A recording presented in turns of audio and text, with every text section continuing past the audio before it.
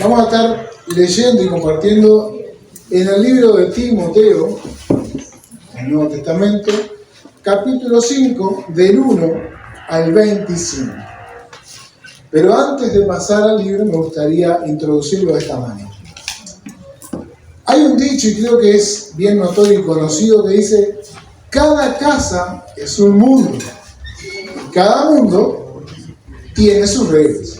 ¿Estamos de acuerdo con ese dicho? En casa se vive de una manera, en mi casa. Pero en la casa de Susi se vive de otra. Y en lo de María o en lo de fulano y mengano se vive de distintas maneras. Entonces, y eso está bien, porque cada cual vive de acuerdo a lo que ha entendido que está bien vivir, ¿verdad? Y sobre esto podemos empezar a dar ejemplos y determinarlo.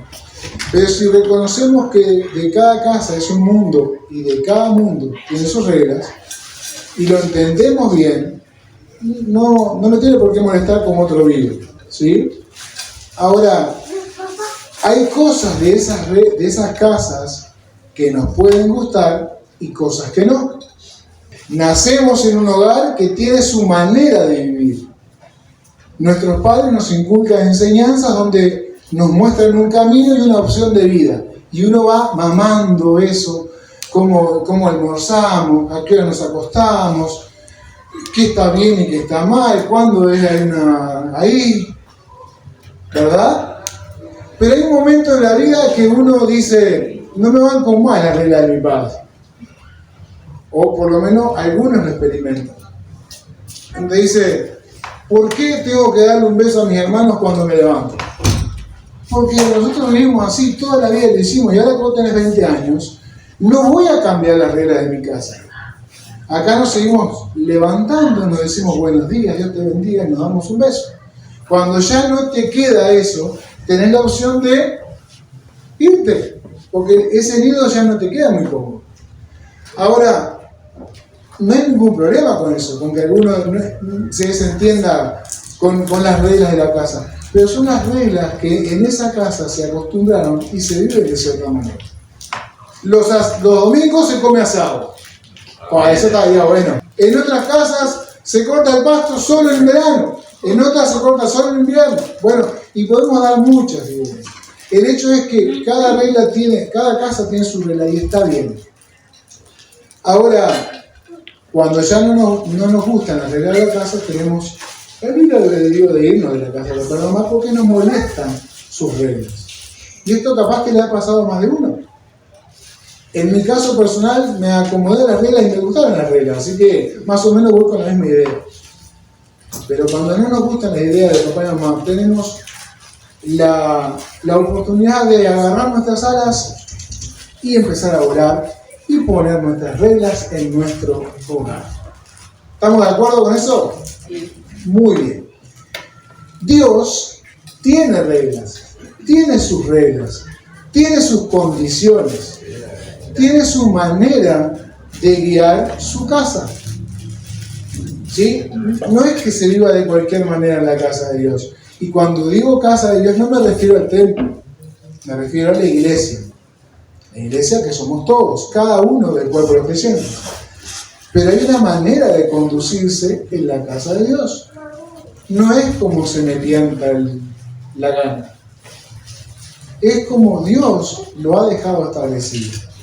Y aquel que no le guste, perfectamente puede agarrar sus alitas, moverlas con fuerza y bueno, lanzarse al vacío. ¿No le ha pasado cuando usted ya crece? Le hablo a los más jóvenes, ¿no? A todos en realidad, pero cuando uno se piensa que consiguió un trabajito, que ya empieza a ganar su platita, claro, comemos de arriba, no pagamos luz, no pagamos agua, no pagamos internet. Entonces empezamos a generar nuestros sueldos y ya las reglas me empiezan a molestar, ¿entendés? Porque ya no. Y empezamos a querer volar solos. Y cuando se nos da las agallas para decir: mira, acá yo no me levanto a la hora que quiero, los domingos, empezamos a poner nuestras reglas y papá y mamá nos dicen: por acá no es. El auto no se toca, nada. Y las reglas que ya nos impusieron, que nos enseñaron a vivir, decimos: ¿sabes qué? Me voy de casa. Vaya con Dios, mijo. Y ahí, ay hermano, ahí a los 4 o 5 meses, los vemos que, ¡ay! Se me rompió la cerradura del baño. Arreglala. El pasto crece como nunca. No, siempre creció igual. Querés cortarlo vos ahora. Se llueve el techo y yo digo, compré un rollito de membrana, sale 2.500 pesos y lo pegás. No sé pegarlo, pueden llamar a un granero. Empezamos. Entonces empezamos con la billetera que teníamos bien. Pague el cerrajero, pague el membranero, pague el albañil, te corta el pasto de la reja cuando queremos pagar. Tengo un hambre y voy a la heladera y dice, claro, en el súper las cosas cuestan, ¿verdad? Pero aquí no le ha pasado y va a seguir pasando, porque esto es algo normal. Cuando queremos irnos de las reglas de casa papá y mamá, nos encontramos con un mundo que es mucho más duro de lo que uno piensa cuando es más joven. Cuando empezamos a aportar en realidad a las cosas que nos rodean y prestar atención, vemos que no es tan fácil. Entonces, ¿por qué hago esta introducción? Porque en el capítulo 3 de Timoteo, el libro que vamos a ver, capítulo 5, Pablo le dice a Timoteo, para que sepas cómo conducirte en la casa de Dios. Ya dije, no en el templo, en la casa de Dios, para que sepas cómo conducirte en la iglesia. Y en el capítulo 4, verso 11, dice Pablo, esto que te estoy escribiendo, manda, o sea, es una orden, manda y enseña. Entonces cuando uno lee la carta de Timoteo, la conocemos como las epístolas pastorales. Y decimos, bueno, son cartas para pastores. Primero que la carta es a Timoteo, no es la carta de Timoteo, sino es lo que Pablo le escribe a Timoteo, un pastor muy joven de la iglesia que estaba ubicada en Éfeso. Que él era un compañero de ministerio en los viajes con Pablo, aprendió acerca del Evangelio y Pablo, en una iglesia difícil como era en Éfeso, decide primero dejar a Priscila y Aquila y luego en unos años dejar a Timoteo como pastor de eso. Entonces nos encontramos que estos consejos de Pablo no son solo para un pastor, no es para el liderazgo solamente. Un pastor joven o un pastor viejo, un líder joven o uno más anciano, tienen los principios marcados para cómo conducirse en la casa de Dios. Recordamos esto, ¿no? Que es la casa de Dios y Él la gobierna como quien quiere. Timoteo, compañero de Pablo en los viajes, discípulo de Pablo en los viajes, encargado de una obra en Éfeso. ¿Alguien leyó el libro de los Hechos? Me imagino que sí. Y el alboroto que se armó en Éfeso cuando llegaron con el Evangelio. Resulta que ahí había un gran templo, Artemisa, Diana de los Efesios, que tenía mucha fuerza. Éfeso estaba ubicada en una ruta que unía lo que era Roma con Oriente. Entonces era una ciudad de mucho patrullaje. Y Pablo vio verdaderamente que era importante tener una iglesia cristiana en esa ciudad. Pero una iglesia que estaba difícil. Vamos a leer el texto, versión Reina Valera, para ya saber qué es lo que está hablando Pablo en este capítulo que vamos a leer.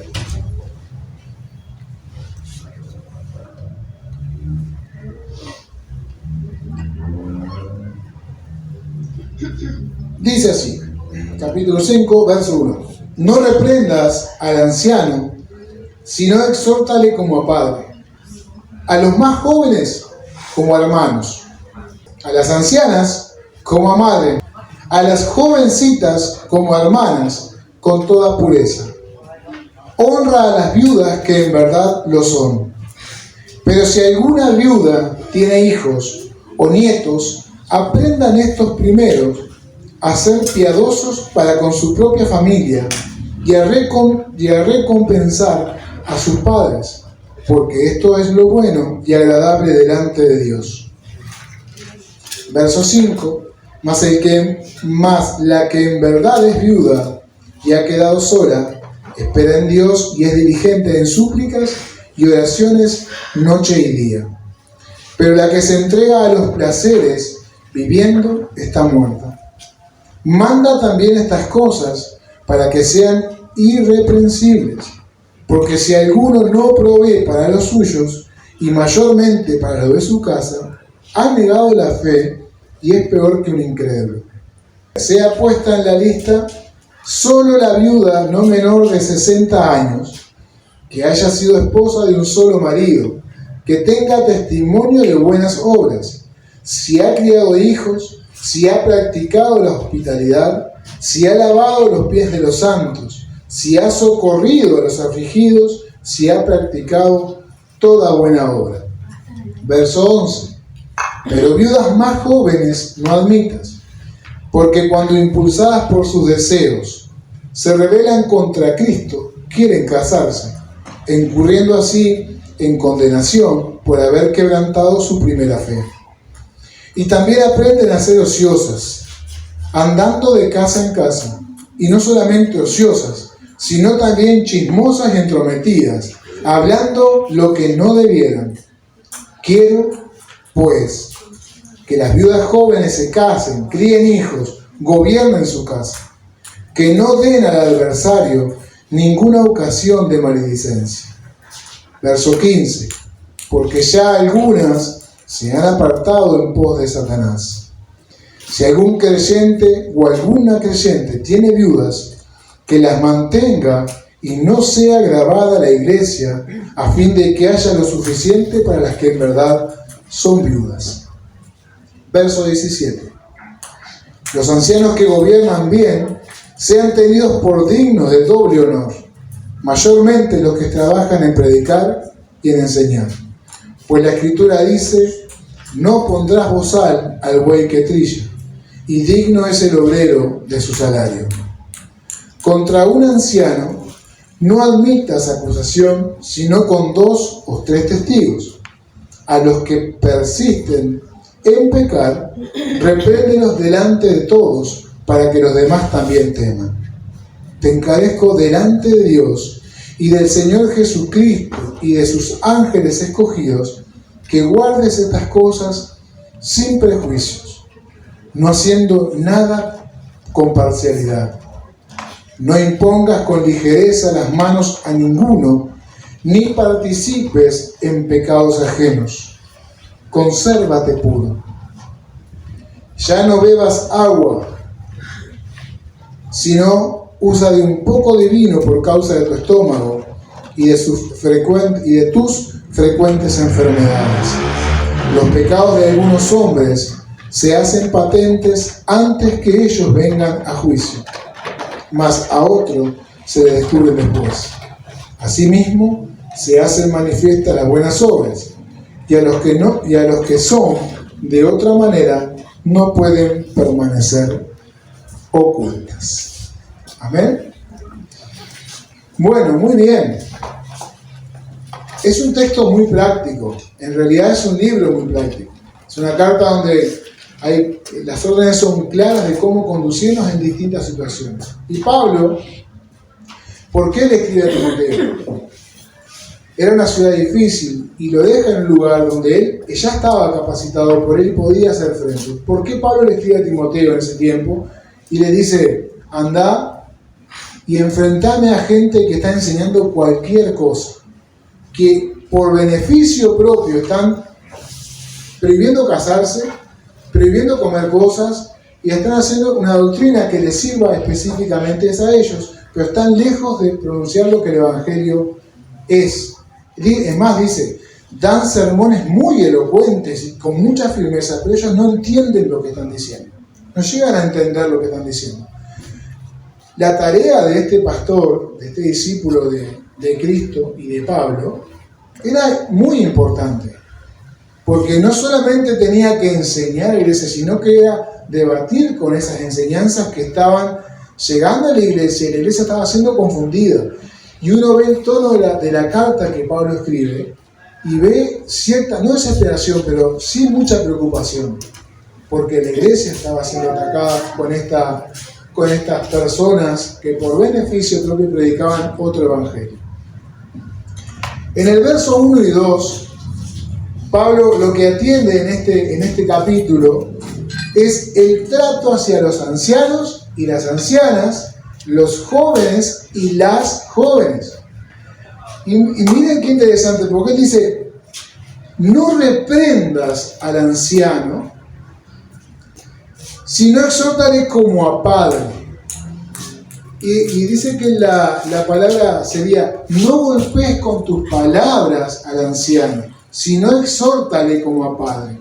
Él no está diciendo que por ser joven no hable y dirija en la iglesia a una persona mayor, pero que lo haga con un tacto, con tanto amor y tanta delicadeza como a un padre. ¿Cómo se le habla al padre? Con mucho respeto. Fue el que nos enseñó a caminar, el que trabajó para que creciéramos. Entonces, cuando nuestro padre está equivocado en algún asunto, no es tan sencillo ir y decirle no es así, ¿no? La discusión tiene que ser una discusión de diálogo, de hablar y de ver las cosas que no tenemos en cuenta, o por dónde tenemos que ir. Acá Timoteo es un pastor encargado de esa obra y tenía que exhortar, tenía que enseñar a todos, a ancianos y a jóvenes. Entonces él pone a los ancianos no de cualquier manera, sino como un padre. Y a las ancianas ¿cómo? Como a una madre. O sea que Timoteo tuviera el cuidado de dirigirse a sus hermanos mayores con mucho tacto. Eso está bien. Es un consejo muy práctico y que cualquiera en la iglesia lo puede practicar. Si vamos a hablar con una persona mayor, con mucho respeto, pero no solamente en la iglesia, sino en la vida, en lo cotidiano. El respeto abre puertas. Permiso, mire, tengo que decir, y aunque no estemos de acuerdo en lo que pensamos, si le toca una posición de liderazgo que va a marcar por dónde ir, tiene que hacerse con mucho tacto y mucho respeto. ¿Está bien? Como un padre, como una madre, con lo que eso simboliza para nuestra cultura y para ellos también. No es de cualquier manera. Y voy a dar un testimonio que ocurrió hace poquito, con el permiso de Cristina, que ya se lo pedí, porque saben que pasan estas cosas. Y pasan con nosotros. Y preparando esto fue como una cachetada, ¿no? Porque tengo el permiso, lo dije, ¿no? Cris viene un miércoles a la oración y viene María y le dice, tengo esta bolsa de ropa para la feria, bebé. Y ella le dice muy sanamente, no la dejes acá, por favor, llévala al fondo, porque si no después, no, me echa la culpa a mí. Y yo en la corrección digo, no, Cris, lo que está bien está bien. Si las cosas tienen que ir en el fondo, van en el fondo. Pero no fui muy mamá, fui muy dirigente. Y saben que no solamente hablando de esto, me quedó cierta molestia, ¿no? Porque ya quedó así, se dio un costado, llevaron la bolsa para allá y fue una cosa trivial, algo que usted dice, no importa esto. Sí, importa mucho, porque con esta voz puedo lastimar a un hermano, que en este caso es mayor que yo. Bastantito, podría ser mi madre.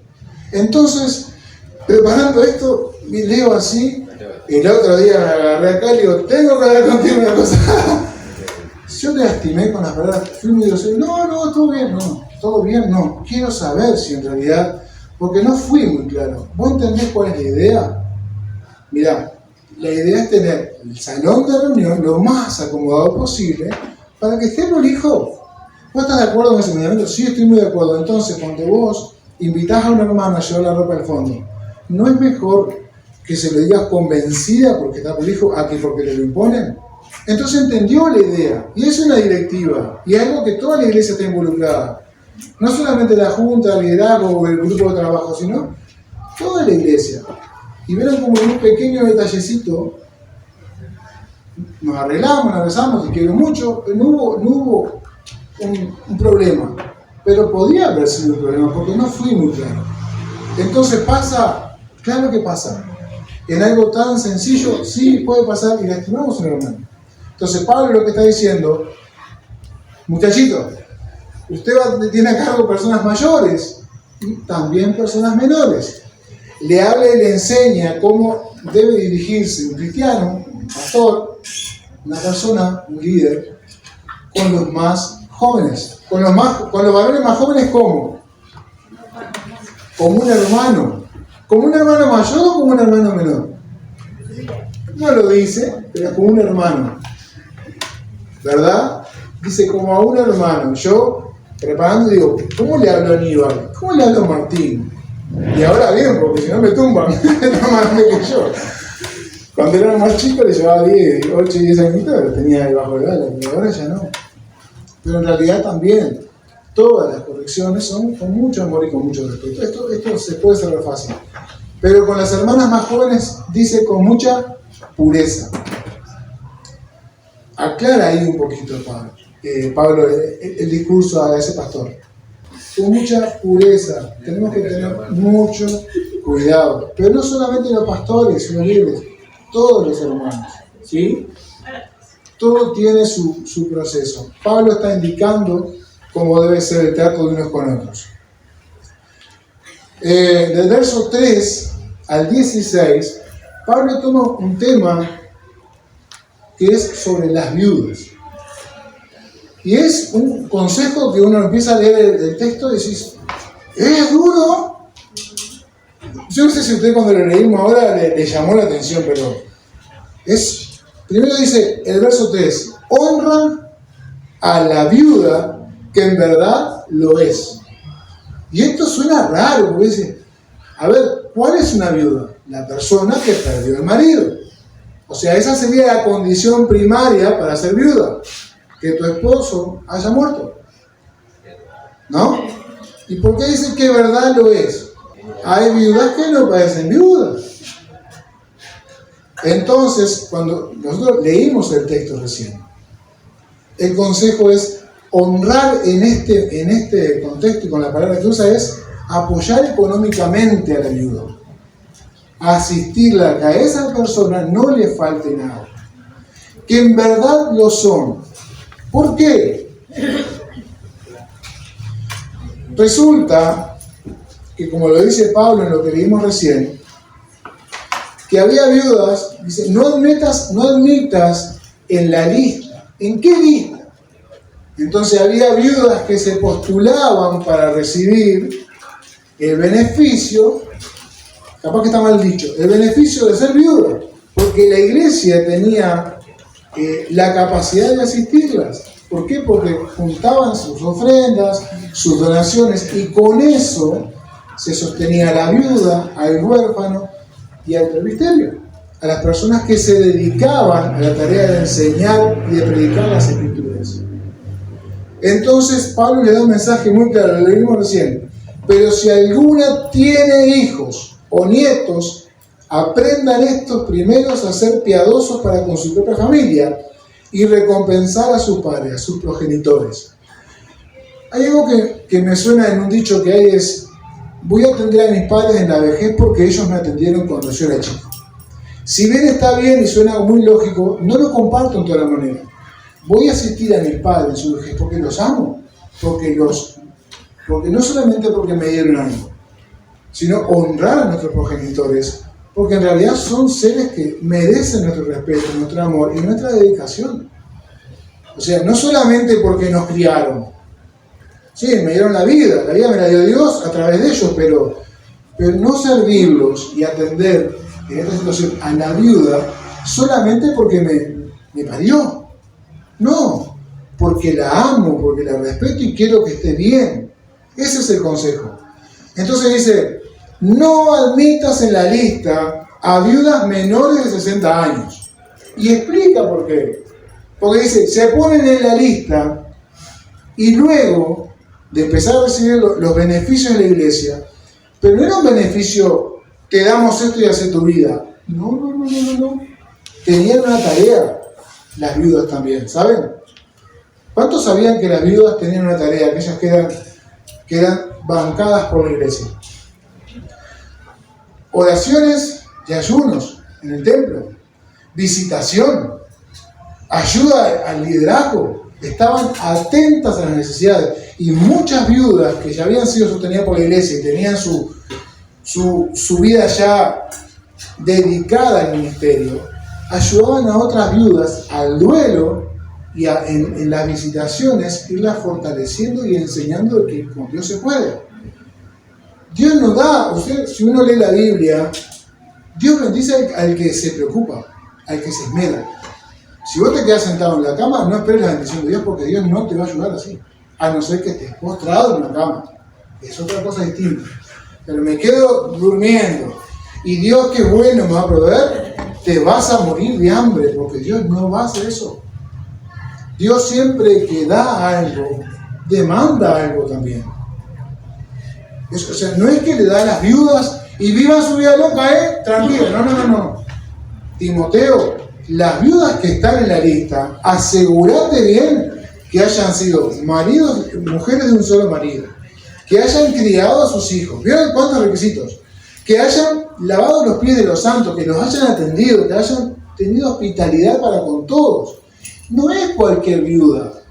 No es solamente que se le murió el marido y ya era digna de que la iglesia lo bancara. No. Y ahí está el trabajo de los diáconos, del liderazgo de la iglesia para Pablo.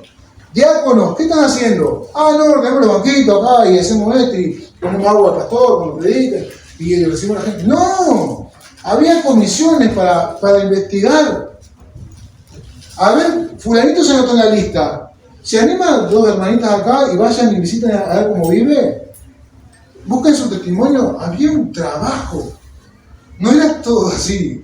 Suena como fuerte, pero Pablo está diciendo, no admitas cualquier... ¿Y qué pasa? Que hagan su vida, que la mujer viuda, menor de 60, se case, críe hijos, atienda a su marido, se consagre a Dios también, pero que no la queremos acá. ¿Por qué?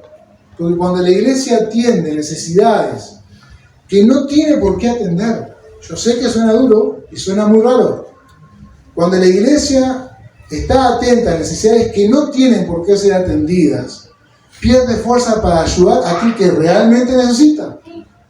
Y no tenemos la fuerza, ¿por qué? Porque estamos gastando toda la pólvora en Chimán. Y no tenemos fuerza, ¿por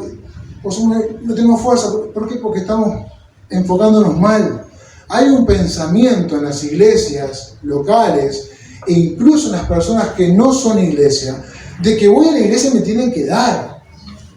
¿Por qué te tienen que dar? Voy a la iglesia, ¿no le ha pasado a alguno de ustedes? Dame algo para comer. No tengo. Pero soy la iglesia, tenés que darme. No tengo, ¿qué quieres que haga? No tengo. Y siempre que preparo este tipo de predicaciones, sermones, me acuerdo de Larry, porque discutíamos esto siempre. Estábamos en la parada, pasaba uno que estaba viendo, que estaba tomando vino, o robándose, y él decía, Dios me manda a dar y no a jugar en qué lo va a gastar. Yo decía, pero es evidente que lo va a tomar en vino, o se va a robar. No sé, él lo pensaba así, siempre discutíamos igual. La iglesia no está formada para atender y atender, sí, estar atenta a las necesidades. Dios siempre se identificó con la viuda, con el huérfano, con el necesitado, con aquel que tiene problemas físicos. Siempre atendió. No estoy diciendo que la iglesia no atienda las situaciones, pero seamos inteligentes. Seamos la iglesia que Dios quiere. No pongas en la lista a viudas menores de 60, que ellas se casen. ¿Por qué? Dice, porque se arreglan con la iglesia para recibir ese bien y luego se aburren de Cristo. ¿Por qué? Porque es algo natural que una mujer que tuvo 50 años, de los 15 en adelante, relaciones sexuales, que mantuvo una casa, que las fiebres se le va a venir y va a estar pensando en muchas cosas, menos en servir a Cristo, visitar a la hermana que está padeciendo. Pero tenemos que ser inteligentes para atender las necesidades que son necesidades. No cualquier necesidad tiene que involucrar toda la fuerza de la iglesia para mostrarnos piadosos para el resto. No. Pablo dice, Timoteo, te encargo esto, honra, que la iglesia ponga con los que realmente son viudos, no cualquiera. Manda también estas cosas para que sean irreprensibles, que la viuda que está recibiendo el bien, el beneficio, sea irreprensible, que nadie tenga algo que decir de ellas. ¿Por qué? Por el testimonio de la iglesia. Porque esas mujeres que se anotaban para la ofrenda, recibir la ofrenda, después se iban a otros cultos. Y había cultos que eran muy, la diosa Diana exigía, había orgías, había de todo un poco. Bueno, si estás recibiendo esto, no, seguí a Cristo. Hay una forma de seguirlo. No puede haber reproche. Entonces la iglesia tiene que estar atenta a eso. ¿Y cuánto laburo hay en eso, no? Porque uno dice, ay, vamos a ayudar a alguien, tenemos que investigarle la vida. Tenemos que ser inteligentes. Entonces, cuando uno lee este tipo de cosas, y lo podemos traer, lo que pasaba en este caso con la viuda, con cualquier ciudadano normal. O sea, acá atiende las viudas, pero Dios siempre estuvo interesado en el necesitado, en aquel que está débil, que la sociedad lo discrimina, que el Estado no lo contempla. Entonces ahí sí la iglesia tiene que estar activa. Una persona que está en incapacidad y que no tiene recursos legales, no tiene documentación, bueno, la iglesia ayuda con eso, pero se investiga, se trabaja.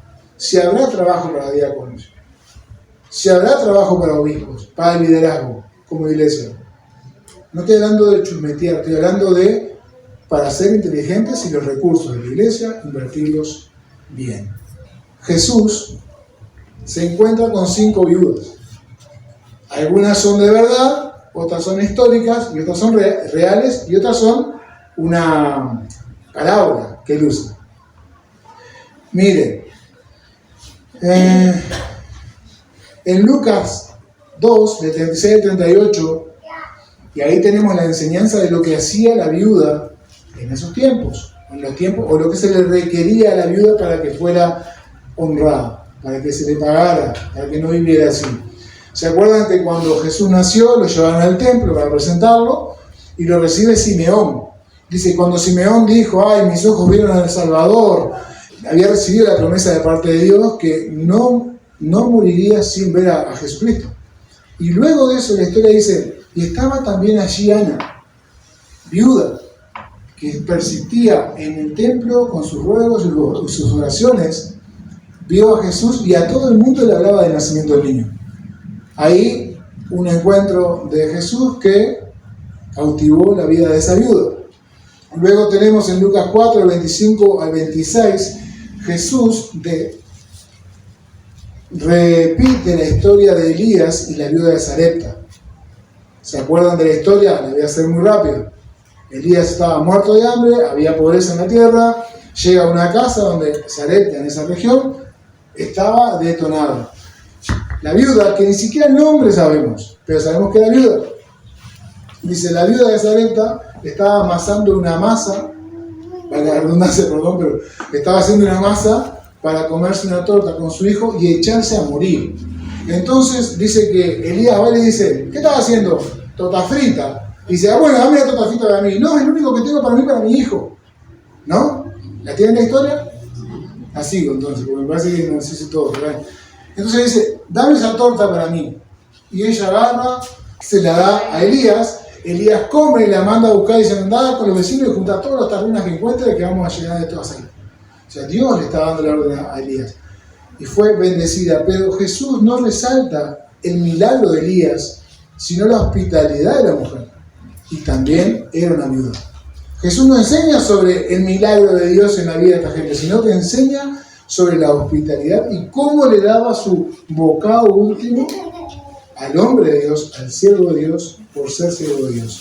La tercera, que nos cuenta Lucas, es la viuda de Naín. La ciudad donde una viuda, que el único hijo que tenía, murió. Dice que Jesús vio la situación y tocó el féretro. Y el joven se levantó, le dijo, andale de comer y que se vaya. ¡Wow! Eso sí que es tremendo. También a una viuda que Jesús significa y restablece en la realidad que iba a estar pasándola mal sin hijos. Ahora, la cuarta es Lucas 18, del 1 al 8. Esto es una parábola de la viuda y un juez injusto, que Jesús la usa para mostrarnos el ejemplo de ser constantes, de no quedarnos. ¿De dónde sacamos entonces en el Nuevo Testamento para no caernos, para no dejar, para seguir siendo constantes? A través de una historia que Jesús se fabricó a través de una viuda. Y la quinta y última es la ofrenda a la viuda, que tampoco tenemos nombre, no sabemos ni cómo se llama la viuda, pero es la viuda. ¿Cómo la Biblia resalta este detalle? Cómo Jesús, Lucas cuenta que en 5 oportunidades Jesús, a través de las viudas, hizo unas muy buenas enseñanzas. ¿Se acuerdan del misterio, no? Todos venían y dejaban su billetera, dejaban su pin ahí instalado, y echale. Ahí era el canasto y sonaban. Cuando él dice, esa viuda, pobre, le dice a los discípulos, dio mucho más de lo que el pueblo está dando. Y los discípulos le miran, Jesús, ¿no sabe contar? Dice, porque ella dio de lo que tenía último. O sea, las monedas más chiquitas de lo que realmente tenía para subsistir. Los otros dan de lo que sobra. Y Jesús, a través de una viuda, enseña sobre la generosidad, sobre de dar. Y Jesús sabe de dar, ¿no?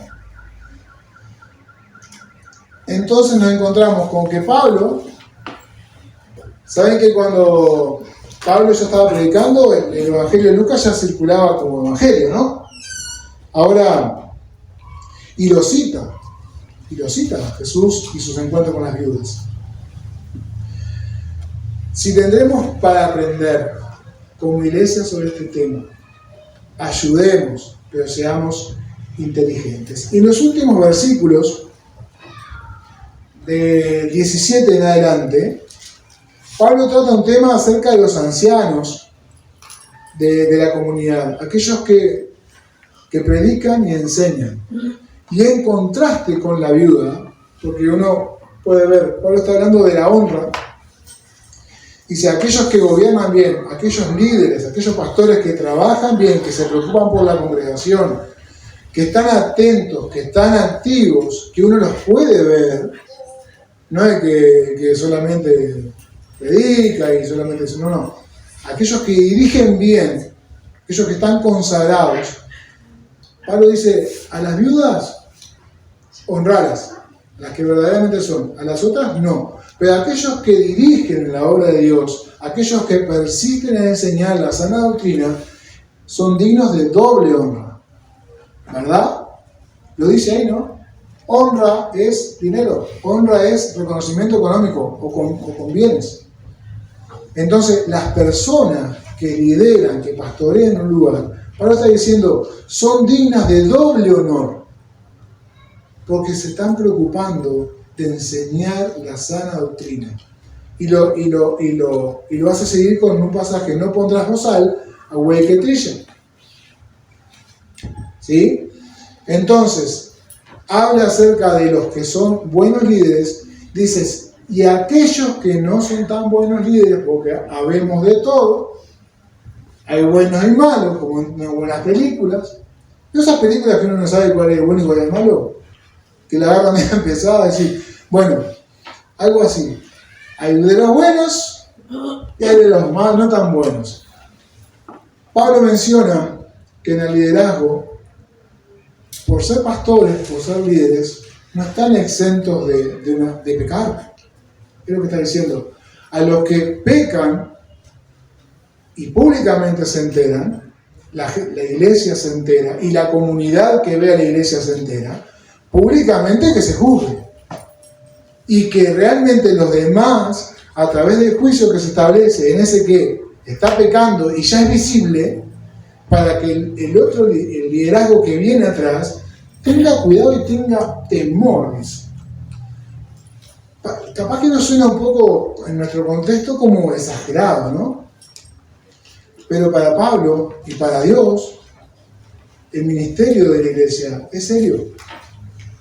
No es para andar jugando. El testimonio hay que guardarlo.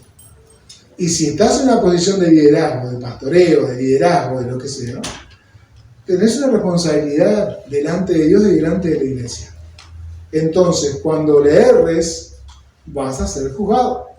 de acuerdo como enseña la Biblia, públicamente, para que todo el mundo entienda de que hay un juicio en la iglesia también. Y para Pablo era serio. Y Timoteo estaba recibiendo esto. Y la iglesia en Efeso también. Probablemente él hace mención a, o se deja entrever por lo menos que el problema en este caso era alguno que tomaba de más. No lo dice, pero se presume de que sí. Porque hay que tratar esos temas de que no se fuera en cuanto a bebida. O sea, no, un siervo de Dios tiene que ser, como anteriormente le dice en el capítulo 3 y 4, los obispos, los diáconos, no roba el vino, marido de una sola mujer, cataplín, en realidad que sean cristianos, como enseñaba Miguel hace poco tiempo. Los requisitos para un obispo y para un diácono es que sea cristiano. Porque uno lee y dice, eso tengo que ser yo. Por solamente el hecho de entender que Cristo murió por mí. Que sea cristiano, no dado al vino. Entonces, cuando había una corrección, los ancianos que gobiernan sean tenidos por dignos de doble honor, mayormente los que trabajan en predicar y en enseñar. Pues la Escritura dice, no pondrás bozal al buey que trilla, y digno es el obrero de su salario. Contra un anciano o contra un pastor, no admitas chismes. A no ser que vengan 2 o 3 testigos.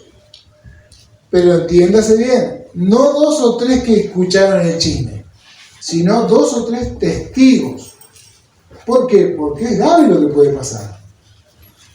Voy a leer un comentario que me encantó acerca de los chismes. Spurgeon aconsejó en discursos a mis estudiantes, cuenta esta persona, que cuando personas vinieran al pastor con un chisme, él debía decir, ¿atento? Bueno, esto que me estás diciendo es muy importante, pero mi memoria no me está andando bien.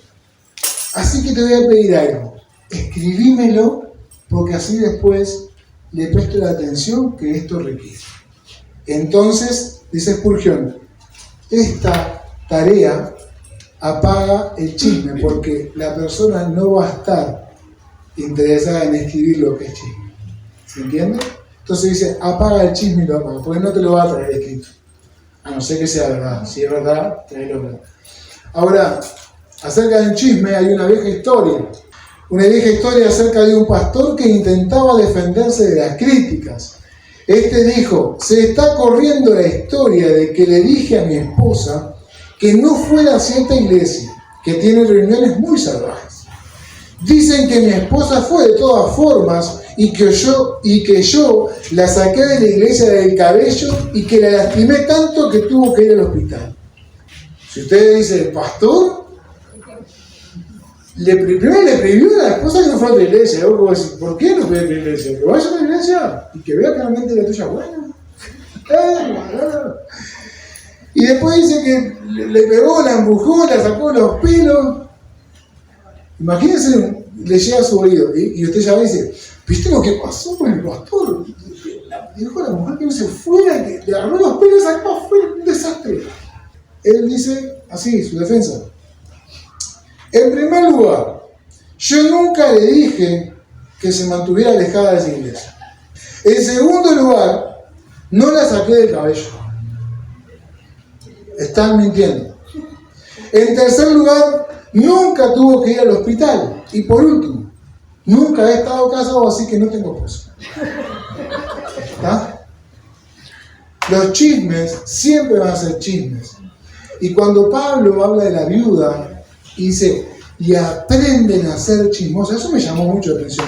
Aprenden a ser chismosas, entrometidas, a hablar lo que no tienen. Pero no solamente las viudas, o las mujeres. Los varones también, aprendemos rapidísimo. Se aprende a ser chismoso. Así como se aprende el evangelio y se aprende a ser Jesús, también se aprende a ser chismoso y se aprende a hacer lo que no se debe. Entonces, cuando Pablo dice, Timoteo, cuando alguien traiga un comentario sobre un pastor, sobre un líder, que sean 2 o 3 que sean testigos, no que hayan escuchado. Y ahí se juzgará como debe ser. Luego, dice, a los que persisten en pecar, esos contumaces asquerosos, que se les juzgará en público para que todo el mundo aprenda. Y miren el verso 21. Te encarezco delante de Dios, de Jesucristo y de los santos ángeles. ¿Qué les dice esto? Timoteo, te encarezco delante de Dios, de Jesucristo y de los ángeles. ¿Qué les está diciendo? Que presten mucha atención a lo que hoy estamos escuchando, de cómo tenemos que comportarnos. Y de sus ángeles escogidos, que guardes estas cosas, ¿cómo? Sin ser prejuicioso y no haciendo nada con parcialidad. El prejuicio y la parcialidad son pecados. Ya cuando vamos a atender una situación prejuzgando por como lo que vemos, ya está mal.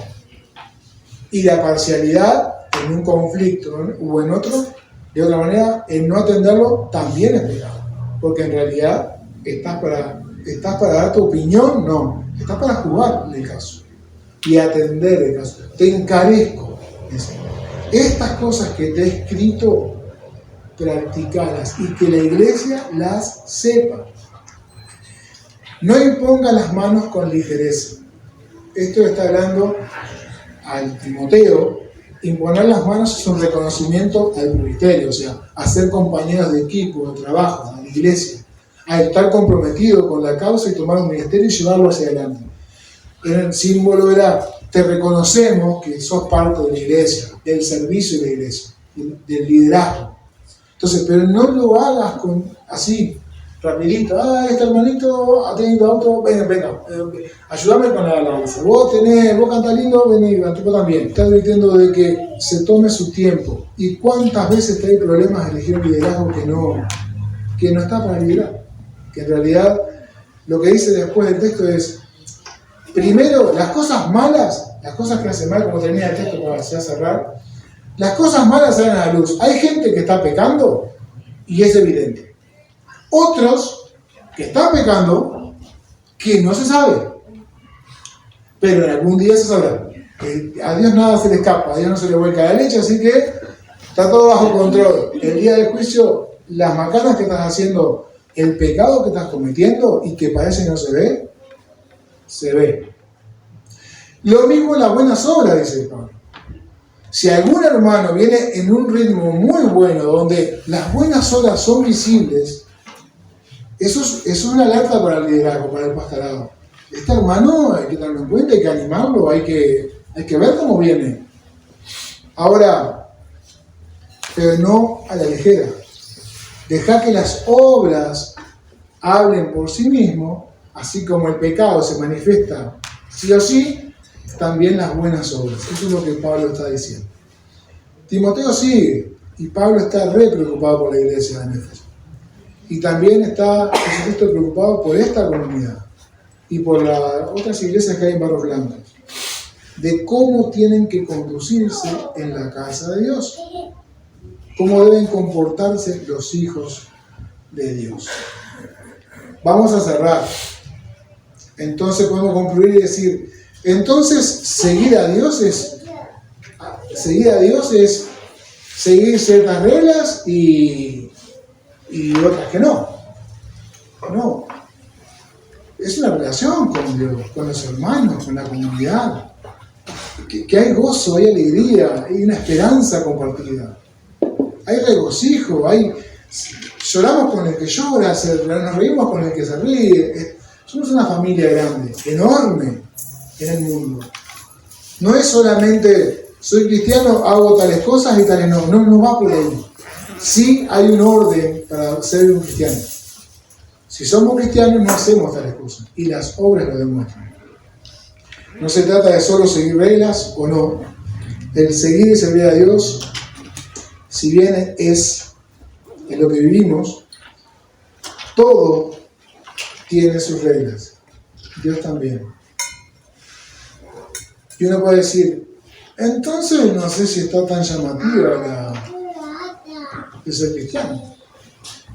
Así como dijimos al principio, o dije al principio, ustedes escucharon, que cuando nos vamos de la casa de papá y empezamos a volar con nuestras alitas, vemos que nuestro cuerpo pesa y hay que remar. Lo mismo es cuando nos alejamos de la casa de Dios. Cuando conocemos a un Padre amoroso como lo es Dios, cuando entendemos la obra de Jesucristo en una cruz para toda una humanidad, cuando eso lo llegamos a palpar, de igual manera nos alejamos por las reglas que no estamos dispuestos a conservar, tiene sus consecuencias. Como el hijo pródigo, ¿no? Que se fue, vivió su vida y luego volvió al Padre. Eso sigue vigente. Dios ama a todo el mundo, pero no ama lo que hace todo el mundo. Él se deleita en aquellos que hacen su voluntad. Puede llamar Cristo hermanos a aquellos que hacen lo que Él dice que hagan. Estamos llamados a vivir una vida santa, dedicada a Dios, sin pecado. Estamos diseñados para vivir sin pecado. Nos cuesta porque nuestra raza está caída, pero Dios ha provisto de gracia para que a través de Jesucristo recibamos perdón por el pecado y nos anota como un viviente más en su casa, como parte de la iglesia, como parte de la comunidad. Y ahí se experimenta gozo, familia, paz, vida eterna, salvación. Todo eso ofrece nuestro Padre si nos mantenemos en las reglas de su casa y nos mantenemos siendo iglesia. Aquí creo que todos somos iglesia. Y el que no es iglesia puede serlo. ¿Cómo? Confesando con su boca que ha pecado. Realmente entiende que vive una vida de pecado y llega a los pies de Dios y dice: me arrepiento, Jesús, de mi pecado. Y los pecados son perdonados automáticamente cuando hay arrepentimiento genuino. Y luego aceptamos a Cristo como nuestro Señor y Salvador. Decimos: Señor, yo te reconozco como Hijo de Dios, que has venido a la tierra, que moriste en la cruz por mis pecados y que tu sangre me limpia y me da acceso a un Dios enorme y bueno. Está al alcance de todas las personas, es decidirlo. Y luego, no es solamente una oración hoy, decido por Jesús, me hago creyente, me hago cristiano, empiezo a creer sus cosas, sino es un día tras día vivir la vida cristiana en la casa de Dios, siendo parte de la iglesia, que trae gozo y trae alegría. Por sobre todas las cosas, salvación. Señor, gracias por la palabra de Dios leída y compartida. Gracias por todos los que ya hemos decidido, Señor, en darte cabida en nuestro corazón. Todos llegamos a tus pies cansados, Señor, y con muchas dificultades. Y te entregamos nuestras vidas. Y tú te has tomado el trabajo de dejarnos la guía para seguir las pisadas de Cristo, en cómo debemos andar, cómo debemos comportarnos para ser llamados hijos de Dios, dignos hijos de Dios. Te pido, Dios, que bendigas a cada uno de los oyentes, tanto los presentes como los que verán el video. Te ruego que realmente se pueda pensar y meditar en las cosas que se han escuchado. En el nombre de Jesucristo, gracias por la iglesia, gracias por la cabeza de la iglesia, por Jesucristo nuestro Señor. Te amamos y te bendecimos. Amén y amén.